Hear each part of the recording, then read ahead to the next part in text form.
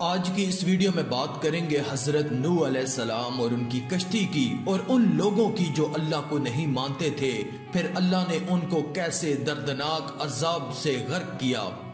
ہم سب کو اس واقعے سے عبرت حاصل کرنی چاہیے۔ یہ بہت ہی خوبصورت اور دل کو چھو جانے والا واقعہ ہے۔ اگر یہ ویڈیو پسند آئے تو کمنٹ میں اللہ اکبر ضرور لکھ دیں۔ شکریہ۔ دوستو، حضرت نوح علیہ السلام 950 برس تک اپنی قوم کو اللہ کا پیغام سناتے رہے، مگر ان کی بدنصیب قوم ایمان نہیں لائی، بلکہ طرح طرح سے آپ کی تذلیل کرتی رہی اور قسم قسم کی اذیتوں اور تکلیفوں سے آپ کو ستاتی رہی،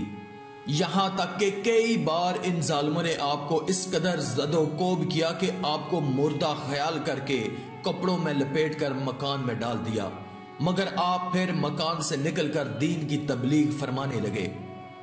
اسی طرح بار بار آپ کا گلا گھونٹتے رہے، یہاں تک کہ آپ کا دم گھٹنے لگا اور آپ بے ہوش ہو جاتے، مگر ان اذیتوں اور مصیبتوں پر بھی آپ یہی دعا فرمایا کرتے تھے کہ اے میرے پروردگار، تو میری قوم کو بخش دے اور ہدایت عطا فرما، کیونکہ یہ مجھ کو نہیں جانتے ہیں۔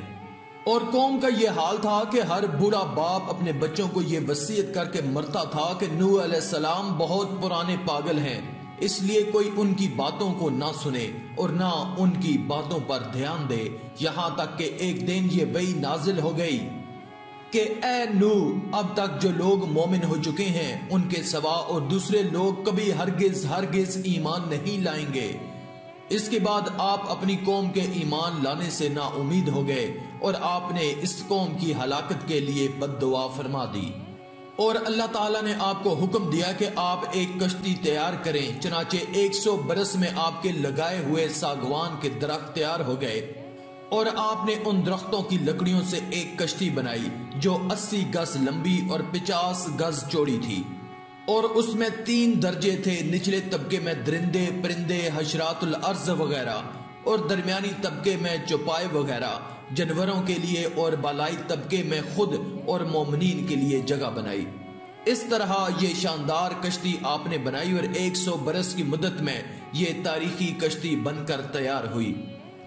جب آپ کشتی بنانے میں مصروف تھے تو آپ کی قوم آپ کا مذاق اڑاتی تھی۔ کوئی کہتا تھا کہ اے نوح، اب تم بڑے ہی بن گئے ہو، حالانکہ پہلے تم کہا کرتے تھے کہ میں خدا کا نبی ہوں۔ کوئی کہتا اے نوح، اس خشک زمین میں تم کشتی کیوں بنا رہے ہو؟ کیا تمہاری عقل مار دی گئی ہے؟ غرض طرح طرح کا مذاق کرتے اور قسم قسم کی تانے بازیاں اور بد زبانیاں کرتے رہتے تھے، اور آپ ان کے جواب میں یہی فرماتے تھے کہ آج تم ہم سے مذاق کرتے ہو، لیکن مت گھبراؤ، جب اللہ کا عذاب بصورت طوفان آ جائے گا تو ہم تمہارا مذاق اڑائیں گے۔ جب طوفان آ گیا تو آپ نے کشتی میں درندوں، چرندوں اور پرندوں اور قسم قسم کے حشرات الارض کا ایک ایک جوڑا نر و مادہ سوار کر دیا، اور خود آپ اور آپ کے 3 فرزند یعنی حام، سام اور یافس، اور ان 3 کی بیویاں اور باقی مومنین مرد و عورت کل 80 انسان کشتی میں سوار ہو گئے، اور آپ کی ایک بیوی جو کافر تھی اور آپ کا ایک لڑکا جس کا نام کنعان تھا، یہ دونوں کشتی میں سوار نہیں ہوئے اور طوفان میں غرق ہو گئے۔ روایت ہے کہ جب سانپ اور بچھو کشتی میں سوار ہونے لگے تو آپ نے ان دونوں کو روک دیا، تو ان دونوں نے کہا کہ اے اللہ کے نبی، آپ ہم دونوں کو سوار کر لیجئے، ہم عہد کرتے ہیں کہ جو شخص سلام علی نوح فی العالمین پڑھ لے گا ہم دونوں اس کو ضرر نہیں پہنچائیں گے۔ تو آپ نے ان دونوں کو بھی کشتی میں بٹھا لیا۔ طوفان میں کشتی والوں کے سوا ساری قوم اور کل مخلوق غرق ہو کر ہلاک ہو گئی، اور آپ کی کشتی جودی پہاڑ پر جا کر ٹھہر گئی۔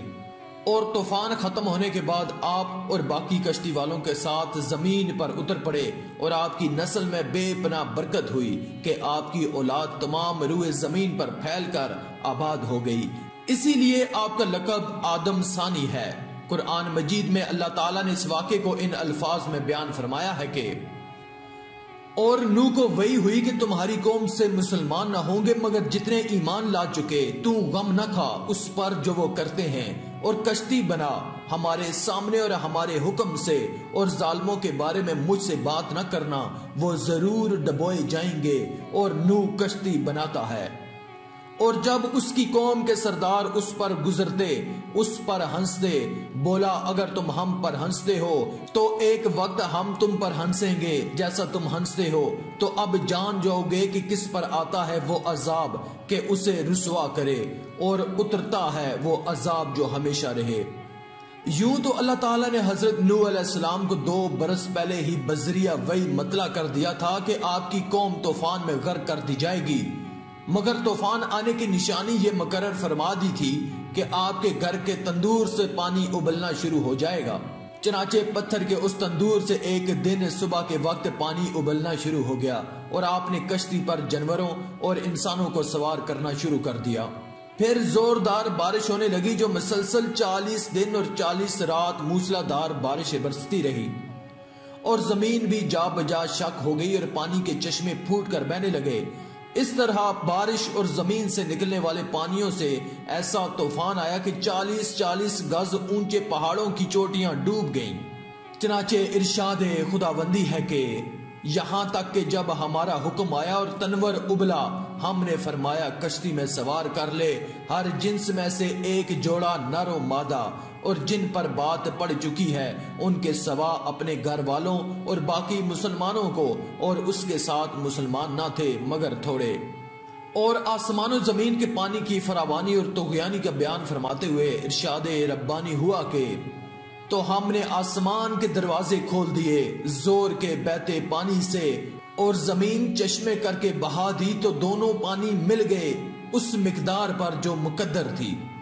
یعنی طوفان آ گیا اور ساری دنیا غرق ہو گئی۔ طوفان کتنا زوردار تھا اور طوفانی سیلاب کی موجوں کی کیا کیفیت تھی، اس کی منظر کشی قرآن مجید نے ان لفظوں میں فرمائی ہے، اور وہ انہیں لے جا رہی ہے ایسی موجوں میں جیسے پہاڑ۔ حضرت نوح علیہ السلام کشتی پر سوار ہو گئے، اور کشتی طوفانی موجوں کے ساتھ ٹکراتی ہوئی برابر چلی جا رہی تھی، یہاں تک کہ سلامتی کے ساتھ کوہ جودی پر پہنچ کر ٹھہر گئی۔ کشتی پر سوار ہوتے وقت حضرت نوح علیہ السلام نے یہ دعا پڑھی تھی کہ جس کا ترجمہ ہے کہ اللہ کے نام پر اس کا چلنا اور اس کا ٹھہرنا، بے شک میرا رب ضرور بخشنے والا مہربان ہے۔ حضرت نوح علیہ السلام کی کشتی طوفان میں 6 ماہ تک چکر لگاتی رہی، یہاں تک کہ خانہ کعبہ کے پاس سے گزری اور کعبہ مکرمہ کا 7 چکر طواف بھی کیا۔ پھر اللہ تعالیٰ کے حکم سے یہ کشتی جودی پہاڑ پر ٹھہر گئی جو عراق کے ایک شہر جزیرہ میں واقع ہے۔